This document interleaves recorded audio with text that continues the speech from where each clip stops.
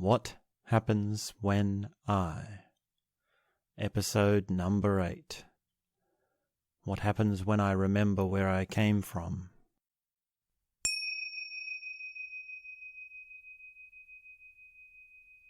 So then, what happens when I remember where I came from? Well, what is a memory? What does it mean to recall a memory? What does it mean? Where I came from. Where I began is one way of looking at this. Or another way of looking at this is, and this is the way I prefer, the first time I did the things that define me. Or those moments when I gained something in myself which I've wished to carry on into the rest of my life, or I have thus far carried with me. And they may be positive things or negative things. If we recall a significant situation in life where afterwards there was a change in direction or a change in outlook, well, it might be something very good, very positive, an achievement or an experience of beauty. But it also might be something of adversity, something of struggle, something of, oh, I really don't want to go through that again. And remembering both of those really helps to put things into perspective. Like, to answer the question straight up, what happens when I remember where I came from? Well, I'm filled with gratitude.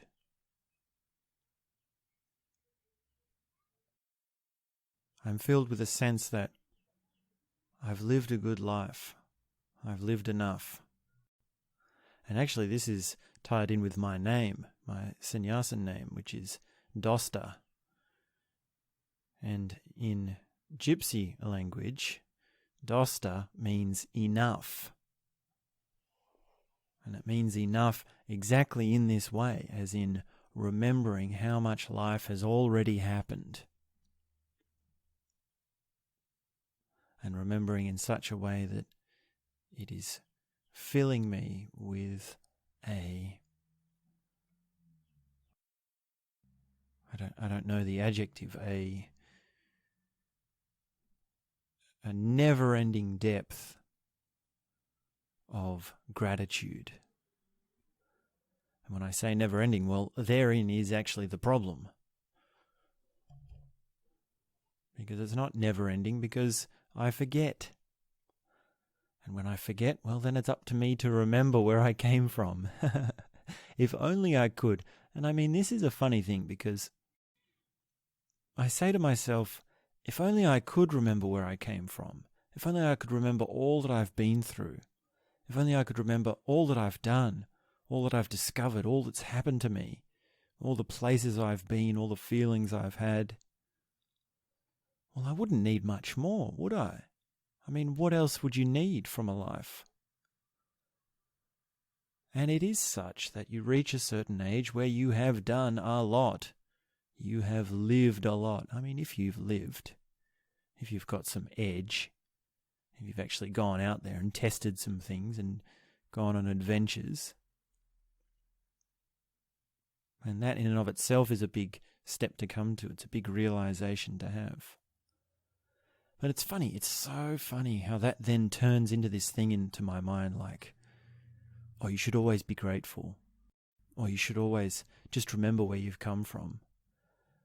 And I can use that as like an excuse of, oh, I'm feeling like I'm missing out, or there's something that I want to do, or there's something I like, or there's a desire coming up in me. When any of that happens, I just go, oh, but remember where you came from, or remember what you've done. Haven't you had enough yet? Shouldn't you remember enough?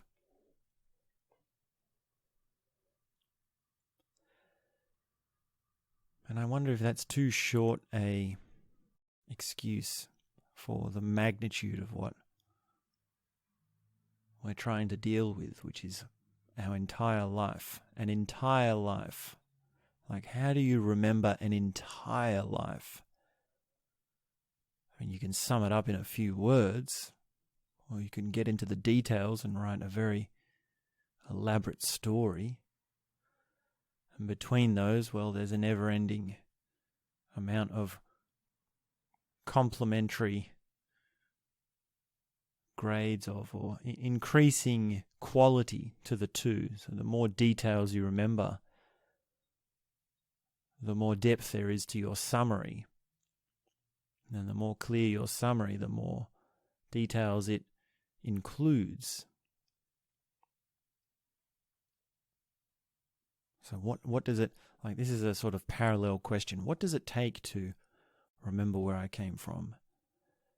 And, well, the experiential practice is self-reflection. And I define that as thinking about the things that you've done in your life. That is self-reflection. Just thinking about it. Just think about what you've done. That's all it really is. And that's distinctly different from contemplation. Contemplation is where you ask a question, or you brainstorm a scenario, or you have a thought experiment, or you have a philosophical inquiry or a cognitive inquiry. And it could be an awareness inquiry, but an awareness inquiry is more experiential. It's more immediate experiential consciousness work. So if self-reflection is just thinking about the things you've done in the past, and then contemplation is just thinking about the questions that you've got bouncing around in your mind, well, then there's also experiential meditation, which is what's happening in the present moment.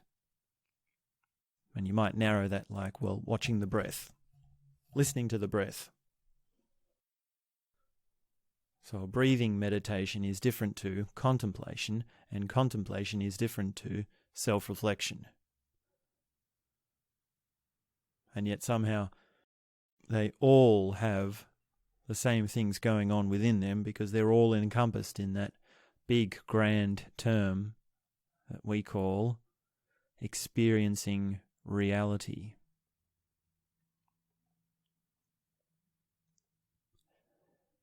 And writing a journal can help as well, or writing an autobiography, or telling a story from your life. That's also part of it. And really, that's probably the best way that I can think of to get in touch with this thing of remembering where you've come from. If you could really tell a story, because a thought, a fleeting thought, is not enough for you to open to a lasting sense of gratitude. You really have to go into it. Like, you have to say, well, where did I come from? And then pick a scenario, like a life-defining scenario, and go into it with detail. And go into it with an experiential component to it, which is you're saying the words, you're describing things, and then you start to relive it. So to remember where you've come from is to relive where you've come from.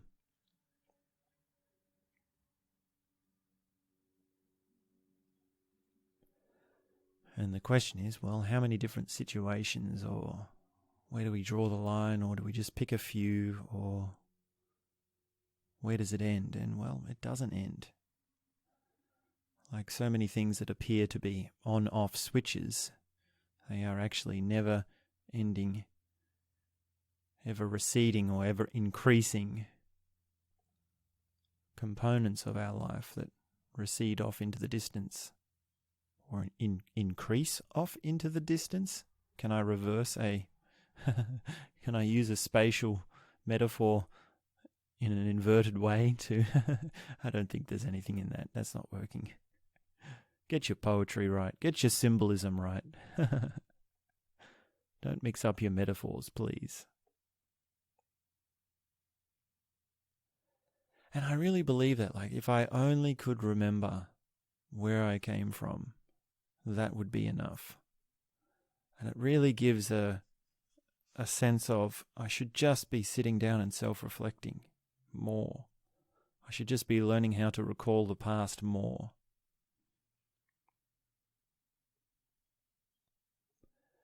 And then another side of this is, well, are you just clinging to the past? Are you just trying to relive a better year from yonder? Is it turning into a fantasy of how good things used to be to escape from how things are now? Well, that's a tricky one. That could be the case. It's very easy to get lost in dreams and memories. It's very easy to discount what's happening now because of how good things were before. And if I inquire more, and this is still sort of an intuition or just an idea, if I really go into this further, this question of what happens when I remember the past or remember where I came from, well, I have to ask myself, how can I know where I came from?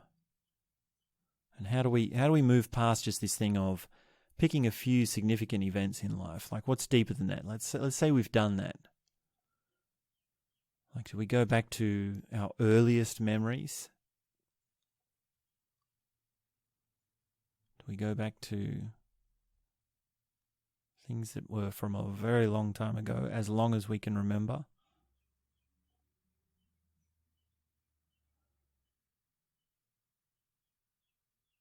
And where does the line between the dream and the imagination sit in that?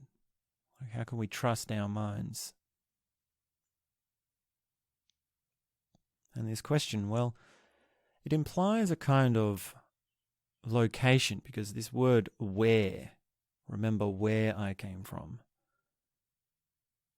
is different to remember what has made me as a person or remember what I've been through, which is sort of related derivatives. But if we bring it back to this core question, then we can say, well, what was the place in which I began? What was the place? And answer this like quite literally. Like, how would I answer this literally? Like, what country was it in? What was the atmosphere like? Why was I there? What was I doing there? Who else were there? What was the sounds? What was the time of day? Then that adds another depth to self-reflection. It adds another detail to it. And these events, these life events, they're so easy to summarize. They're so easy to skim over and not actually have the full depth of them, because there are so many details and the mind is lazy. The mind just doesn't want to recall them. And it takes work. It's a conscious work to do that.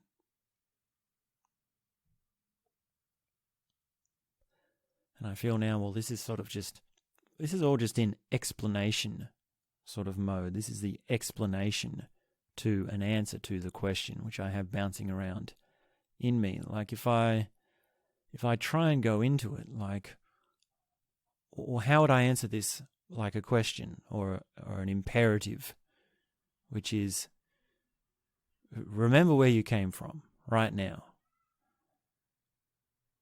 Well, I'd say, what would I say? I'd say, well, I've had some hard times.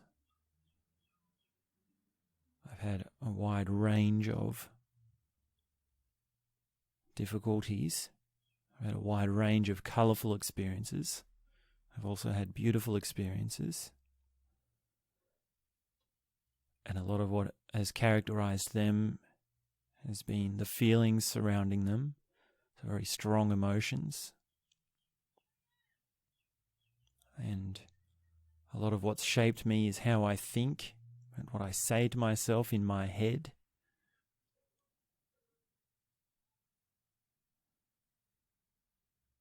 And I don't know how to say much more than that without actually breaking into narrative, like the literal narrative of where I came from.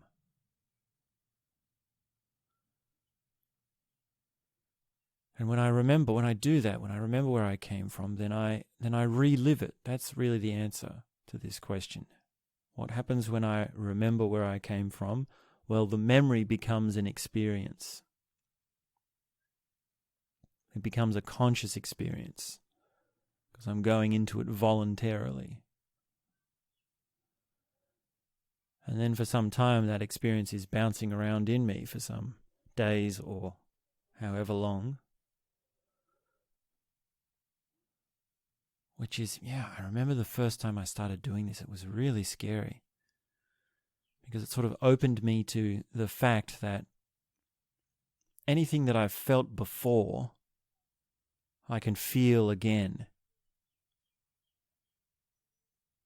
Anything that I've experienced before, I can experience again in a location and time devoid of that original experience. And I don't know if that's normal. I don't know if that is common for people. I mean, we all have memories. We all have recurring feelings.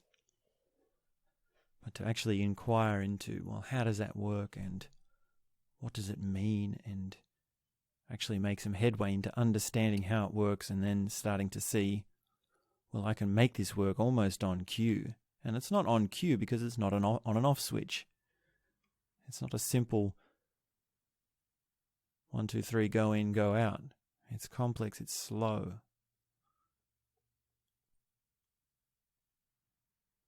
And I wonder what that means.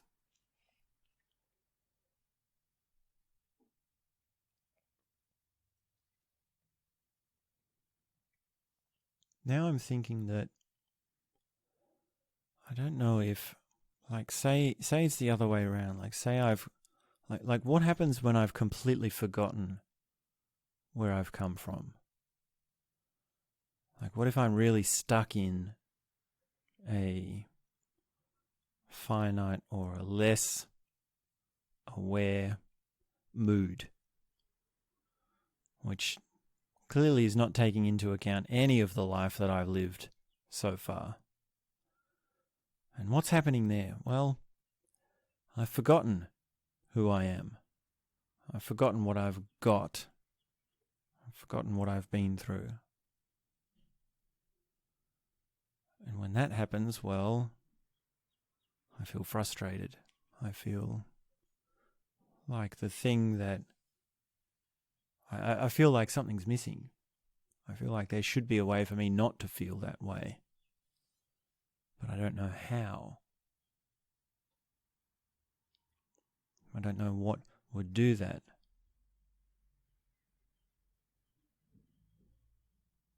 So what happens when I forget where I've come from? It's so funny to put it like that because it seems like I assume that remembering where I came from is it's not a regular occurrence. It's like a less frequent occurrence, which would mean, if we're putting this into binary, would mean that the majority of the time I am forgetting where I came from. Which means the majority of the time I'm not making the most of the experiences that I've had. Even though when you ask me honestly, I feel I'm much better than most. I feel very enriched by those experiences.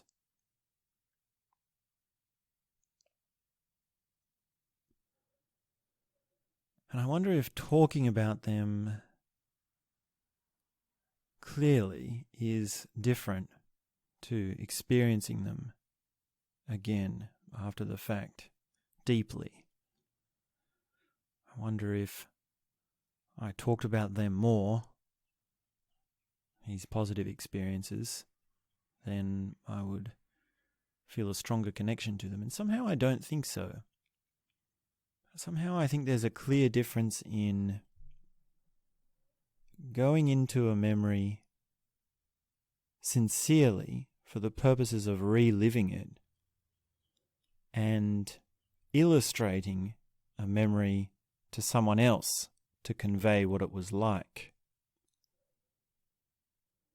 Now, there is got to be some overlap. If you remember it clearly and relive it, then sure, that's a much better leg up of explaining it than not.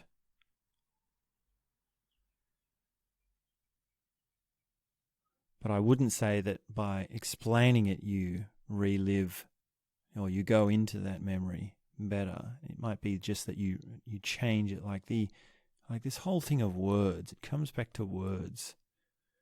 And it's such a tricky thing because you can't, how can you know?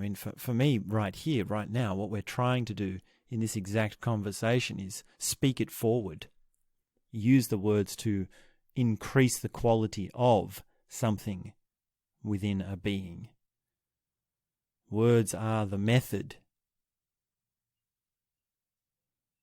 Whereas other times words can confuse, or words can dilute, or words can collapse. They can collapse a memory, or they can shut out a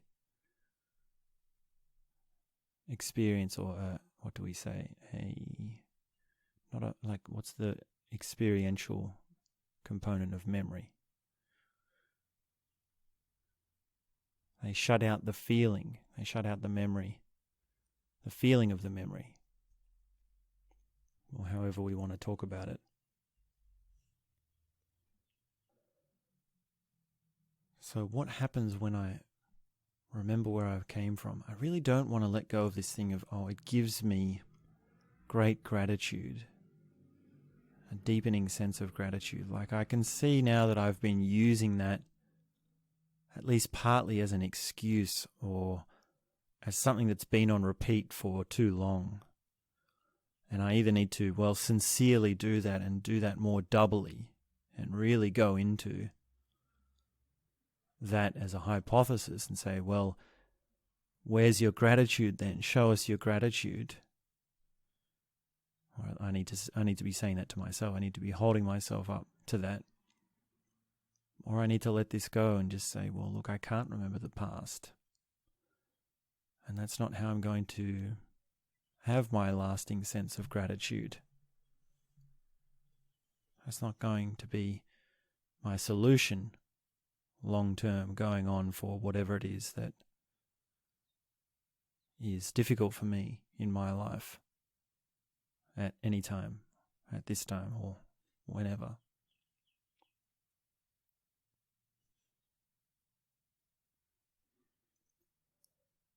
So let me circle back to, what if I can't remember where I've come from, where I came from? It's so funny in that, because we can say, you can't remember because you can't because you're not capable. Or do you mean you can't in the sense of it's not possible for anyone and you're trying to do the impossible? It's definitely possible to remember the narrative. We all have a memory. So I think there's two things, which is the depth of a memory and the point where the memory breaks down into nothingness. And both of those are essential for a rich inner world, which means enrich the memory, understand the memory, and go into the memory, and then also know at a certain point that the boundary between memory and reality, or the dream world and the real world, will dissolve.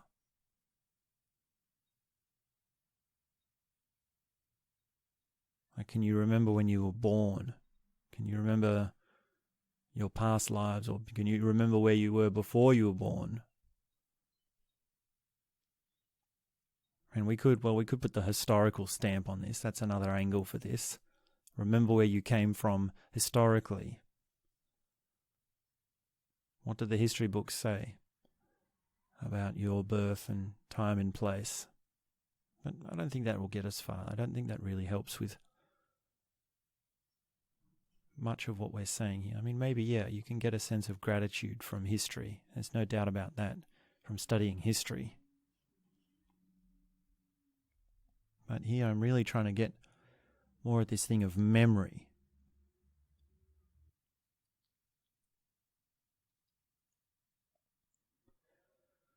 it could also be this thing of an appreciation of the past feeding into an appreciation of the future. As if to say, if I remember where I came from, I can have a sense of realizing that back then I had no idea how things would turn out, which means that right now I would have no idea how things are going to turn out. And if I could make that connection, well, then I could not worry so much about the future. I could not be so hung up about or invested in the future and making plans. So this idea of remembering where I came from is not only just going back there, but it's also connecting it to now. It's contrasting things to now. And it would be a fool's errand to say, well, therefore, there went to here, so here then goes to there. Like, it's not a question of calculating for the future. It's not a game of predicting the future. It's more a game of just relinquishing all of it altogether. It's a game of letting go and not worrying so much. And I don't know how that ties in, like, with making plans. Like, I've yet to been able to reconcile these two, of letting go and trusting fate and also making plans. Maybe they're irreconcilable. Maybe it just has to be one or the other.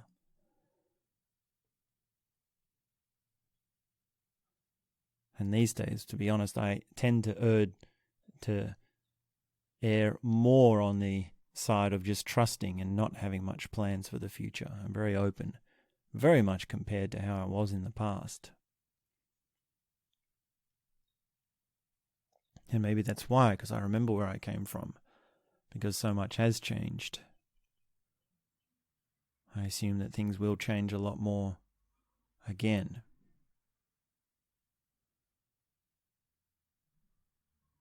And that's comforting. It's comforting when I can let go of that. I mean, there's always this funny joke of so far so good, right? We made it this far after all we've been through. And I think there's actually an Osho joke about that, where he says there's people on a plane, and the plane begins to go down, and everyone's like, oh, we're going to crash. And there's an Osho meditation person there, a sannyasin there. And everyone's sort of, oh, we're going to die. And the sannyasin turns to his person next to him and says, so far so good. I think there's a few different versions of that. There's another version where they fall off a cliff. Like two people fall off a cliff, and on the way down, the sannyasin says, so far so good. I don't know if that's some pretty hardcore let go of the future. I don't know if I'm quite there. But yeah, I think I'm always going to have, at least for some time more, I'm always going to have a very big thing in me, which is remember the past. Remember where you came from. Experientially, narratively, if that even is a word. Is that a word? Psychologically. That's a very important component for me. And well, putting it under review has, well, it's shifted something. I can feel small, very small shifts occurring in this conversation. And I wonder what further down the track looks like.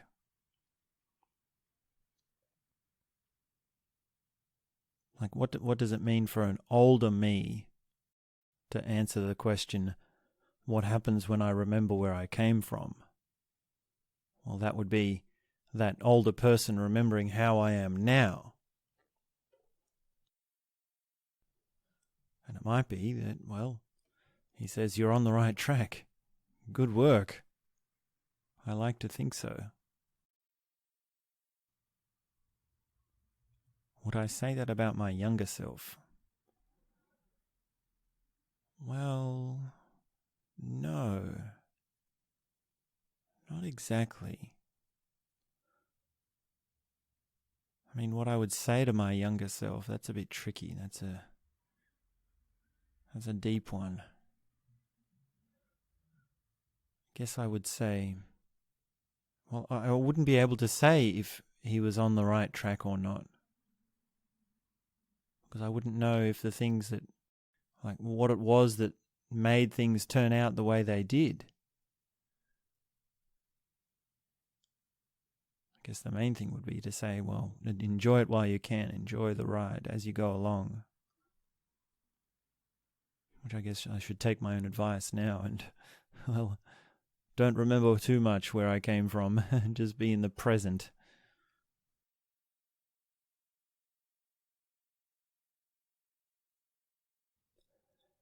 So maybe it is all just a big distraction from the present. But I just love the past so much. I love my memories. Very fond memories. So that's what happens when I remember where I came from.